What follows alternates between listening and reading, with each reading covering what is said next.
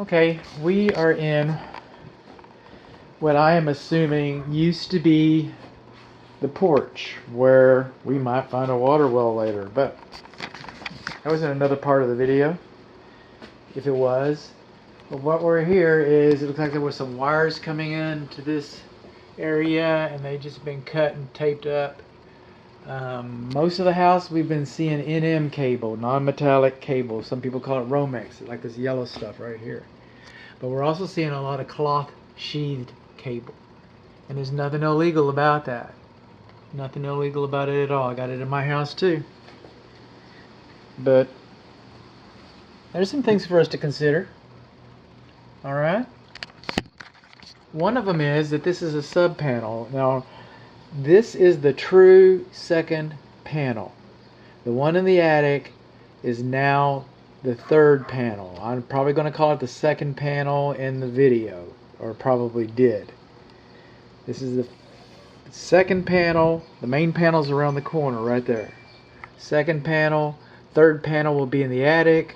You've got two panels, two load centers in the detached garage. One on this wall, on the east wall, and one on the west wall inside the garage. Okay, I wasn't able to open the one on the west wall because of storage. You see how these cables coming in here? Those open knockouts? Okay, they're supposed to have connectors on them. They're not supposed to come through open knockouts like that. Then,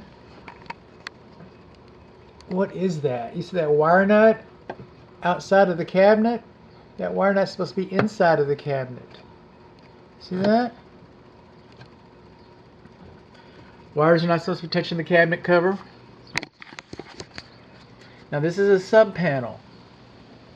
So all your neutrals are supposed to be on one side and all your grounds are supposed to be on one side. You're not supposed to be mixing them up like that and then bonding them with this bar. So this being a sub panel, this bar should have been removed.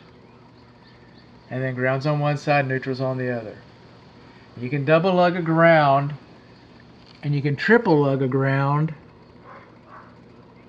but you cannot quadruple, shouldn't quadruple a ground. There's a quadruple ground right there.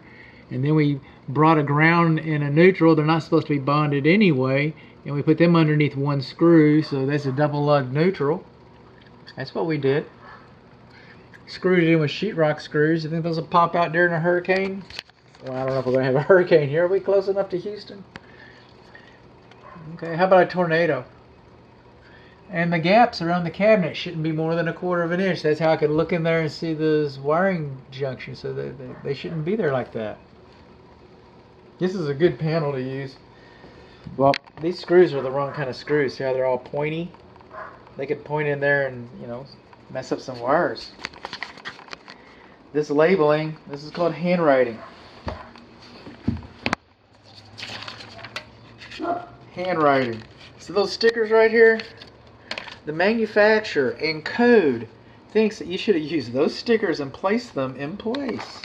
That people can read those. They can. People can read those. They can't read this other stuff so much. I didn't realize. It's just not very good. These little magnetic stickers. How about that? You can move them around. Okay, so we got the wrong kind of stickers. So what do we learn?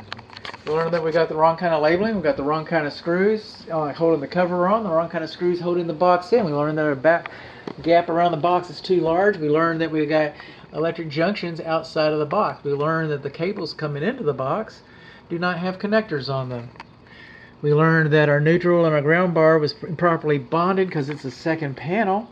We learned that our neutrals and grounds are improperly bonded on those two panels, those two bars that should have been separated.